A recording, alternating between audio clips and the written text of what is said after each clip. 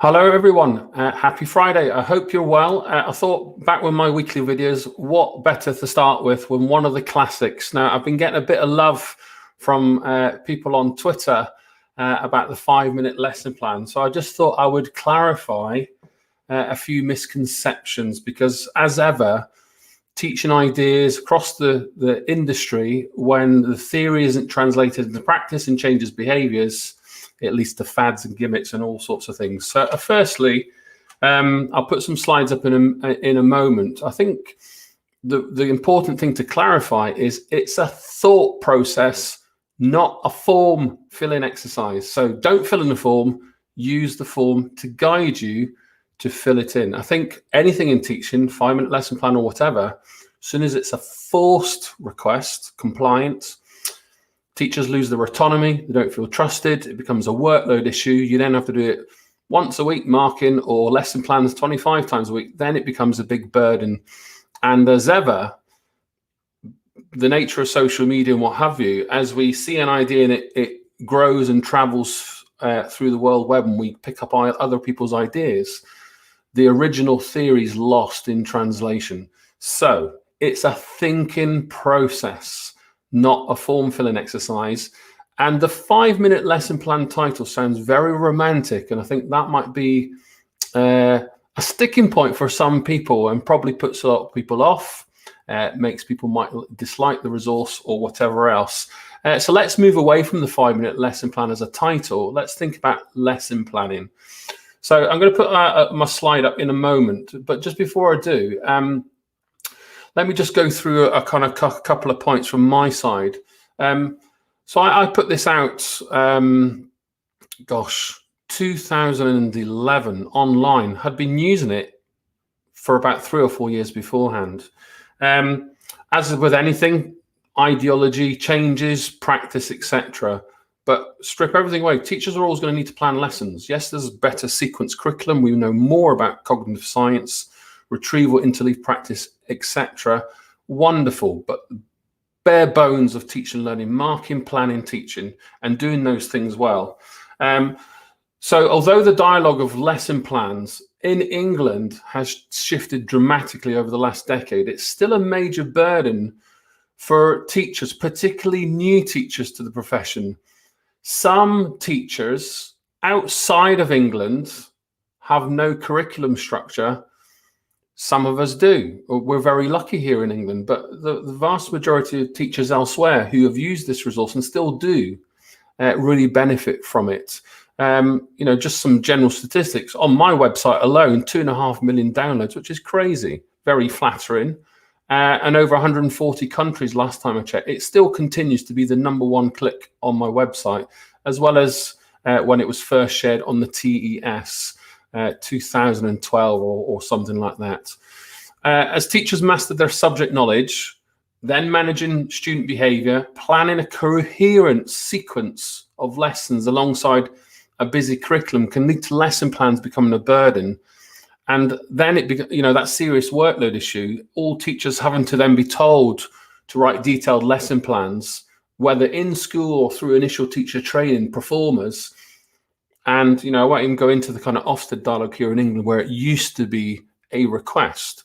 It's a bit of a mixed bag in lots of different places, but all teachers, regardless, have to enter a lesson with a coherent plan. Today, you're going to get a lot of teachers here in England who have very clear, thoughtful, detailed, precise curriculum plans on very, I looked at one yesterday from a head of science, really in-depth, kind of Excel spreadsheet with interleave and practice, retrieval practice, practical activities linked, and all hyperlinked to the resources. No need for an individual lesson plan. Brilliant. But you still need to enter that lesson with a clear thought. So the 5-minute lesson plan is a thought process. It's not a form filling exercise. Okay? And even just that thought process alone, whether it takes you 1 minute, 5 or 3 hours, you need to do it 20, 25 lessons a week. And that's exhausting. And teachers will need to do this regardless forever, because they need to go in with a clear intention and then also communicate this with the students. So, kind of go into the nitty gritty of stuff. Let me just get this a bit bigger on the screen here for you all. You generally, detailed lesson plans, thing of the past, but it's not a thing of the past for some teachers. Initial teacher training, cover lessons, interviews, different types of education systems around the world, also within our own system here in England. This may still be a thing for some people. It's not sustainable. You can't do this 24 hours a week. It's laborious. It's a headache to do it just for one lesson. On the right-hand side, good friend Jude Enright, head teacher in Northwest London, she calls it doorknob lessons, a great analogy. I can turn up over time with experience, open door, and you rely on my phronesis, my wisdom, to carry on with the lesson. But I can't do this all the time. It's going to lead to anxiety. We know anxiety is not good for stress. The research on memory and our neurons, the more stress I accumulate in my life as a teacher, it's going to reduce the neuron capacity in my brain. So I'm going to lose neurons the more stressed I am. So I don't want to increase what is already a very stressful profession, a career. So I occasionally will do a doorknob lesson. You know, we might be busy moving between classrooms, dealing with an incident on the corridor, or I'm exhausted. I haven't had a great time to think carefully about a plan. But I could do this in a couple of minutes on my feet in the moment. I think the key thing here with everyone is you have to find your own way. The 5-minute lesson plan is a thought process, not a form filling exercise. And the thought process sits between these two extremes. I don't want to fill in detailed lesson plans. I don't want to arrive to my class in doorknob lesson fashion without a clear intention. So let me just go through. So I've got an updated template. So I've been, researching, trying to kind of look at original resources. We know things kind of go in and out of fashion, get lost in translation, become a bit outdated. Put me in a corner. 5-minute lesson plan, I think, is a timeless piece of a timeless resource. The critical thing here is the translation of it, translating that theory into your practice and changing behavior. No teacher wants to be planning lessons night and day forever. They want to get to a place of wisdom where curriculum plans are in place, schemes of work are all evident, assessment plans, etc. And then I can go into my lessons with clear plans through a simple thought process, not a laborious lesson planning template. This original idea stemmed from the having to provide lesson plans as an evidence for observers. I'm ignoring all of that. Okay, the thought process is here. So let me just go through step one. So by the end of this little graphic here, you'll have the full plan on a page. Let me go through kind of step by step. I'll try and do this in 5 minutes. So here's the challenge. Lift pitch, 30. Give me your lesson in 30 seconds. Where are your students? Where do you need them to get to? What did you do last lesson? You know, that retrieval practice. Describe the context, how many kids, classroom logistics, time of the year, key concept to be taught, etc. That's the first one. Second one, your objectives. So we need to have these, I'm going to ignore all the kind of writing them down, sharing the intentions. You need to break down the curriculum sequence into small steps and communicate this with your students. Check the understanding along the way, get kids to write it down, etc. Consider your timing, too many objectives, too little, etc. What is it that you want students to learn? Stage 2 is the engagement. So thinking about memory, storytelling, how are you going to hook kids into the curriculum, bringing the curriculum to life? How are you going to make it memorable? How are you going to get the lesson off to a flying start? So whether you call it a do now activity or something else, thinking about hooking kids in to engage them as you're bringing in the stragglers into the lesson, those who will arrive a couple of minutes late and potentially disturb the lesson. Originally, this used to be stickability. There's a lot of misconceptions about what it is. So I'll come back to this and I've moved it on this updated copy. The retrieval here is learning should be hard. Rather than asking what you've learned in today's lesson, I need to check understanding from last lesson. Context is key. Primary, early years, further education, secondary. You may not have seen your students for 1 week, and in between they've had 20 or 25 other lessons. So you need to have a quick recap. Okay, so to ensure this is kind of concrete, rather than just say, think, what did we learn last lesson? Simple, write it or say it would be my recommendation here. So a kind of key retrieval exercise at stage 3. Stage 4, you know, in keeping with lots of recommendations in cognitive science and kind of teaching education research, present new materials. So I'm doing a bit of dual coding here. Simple graphics, simple explanations. I'm obviously presenting this online, so there's a different way of delivering pedagogy. We know working memory is limited, so I'm trying to keep this concise, succinct. I'm going very fast, but you can pause and replay the video to watch it back.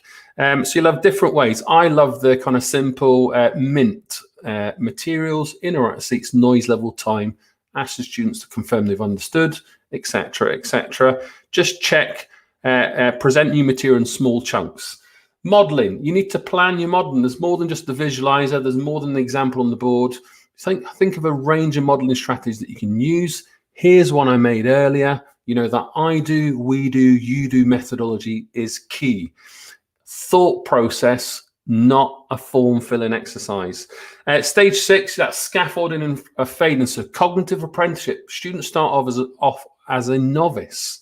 As you deliver your instruction, they're going to develop a degree of expertise, and you then need to fade away your coaching support, your resources, the differentiation tools that you provide. So scripts are really good for this, different templates, etc. We know work. This is the real challenge for all of us, working out what to do with 30 kids in front of us. Stage 7, that literacy, that numeracy, that RSE, the British values, all those things considered. You know, if there's any opportunities to signpost other aspects of the curriculum, this is where it would go. Okay, 2 minutes to go. Interventions. So in the interventions here, you can't do everything. You can't do it with every child. So you're going to need to select. All classrooms have 3 groups of students. Students that fly, students that have a misconception, what does that mean? Clarify, then off they go. And the students that always struggle or need a bit of extra love and attention. So plan at least those 3 considerations every time you approach a one-off lesson. That would be my advice there. And then I've just got a note there. Consider the use of the second adult if you're lucky enough to have another expert in the room. Now, stickability, it used to be in the top right here on the original lesson plan. What do you want kids to learn? So this retrieval. So forget the word stickability, which was the original word. I guess the cognitive term is retrieval. What do we want to retrieve from long-term stories to ensure that it becomes, you know, kind of that concepts, rules, and facts, that semantic memory knowledge that we want students to develop into their schema.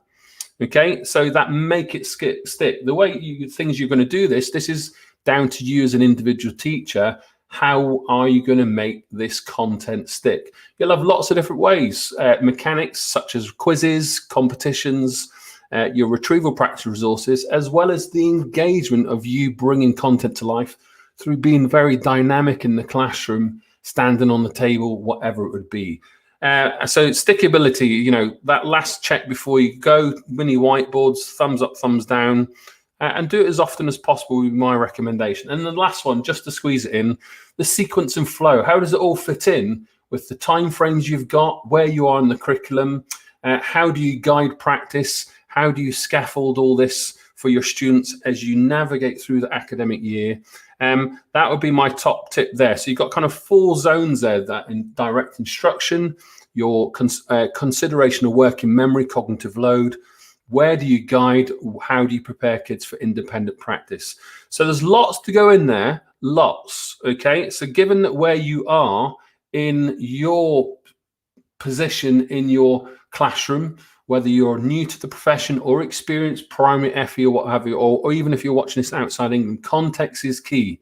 The 5-minute lesson plan is a thought process, and it can be discussed, as I hope I've demonstrated, in 5 minutes. If I force you to write this down on this template every time, that's not going to be desirable. It's going to be unhelpful, and it's going to lead to all sorts of silly, kind of misconstrued content, lost in translation, increasing workload and whatever else. And that's not good for any teacher. So just kind of a few clarifications from me. teachertoolkit.co.uk/5-minute plan. You'll find all the templates on there. I hope it's useful. I know it is for many people, but 1 or 2 people that haven't had this explained in greater depth, I hope this video works. Have a nice weekend.